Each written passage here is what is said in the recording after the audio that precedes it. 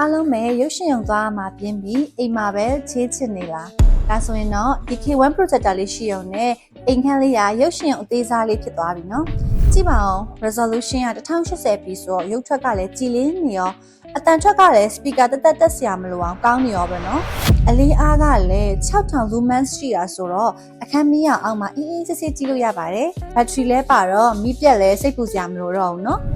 Android version ပါတဲ့အတွက်ကြောင့် YouTube, Netflix တို့ကိုတိုက်ရိုက်ကြည့်နိုင်ပြီးတော့ screen mirroring လုပ်ပြီးဖုန်းနဲ့လည်းချိန်ကြည့်လို့ရပါတယ်။ design လေးကလည်းချစ်စရာကောင်းသလိုတည်သွားရတာလည်းလွယ်ကူရလေ။ဘယ်နေရာတခြားအဆင်ပြေတယ်။ရုပ်ရှင်ရုံကိုရောက်သွားသလိုခံစားချက်မျိုးကိုအိမ်မှာရင်ကောင်းကောင်းခံစားချက်နဲ့ဆိုရင်တော့ K1 projector လေးကို recommend ပေးပါတယ်နော်။ဒီဆက်လေးကို favorite projectors and accessories ဆိုင်မှာ warranty 1 years နဲ့ဝယ်ယူနိုင်ပါတယ်။ဆက်သွယ်စုံစမ်းခြင်းနဲ့ဆိုရင်တော့394200 9331ကိုဆက်သွယ်နိုင်ပါတယ်။အဆုံးထိကြည့်ပေးတဲ့အတွက်အားလုံးကိုကျေးဇူးတင်ပါတယ်။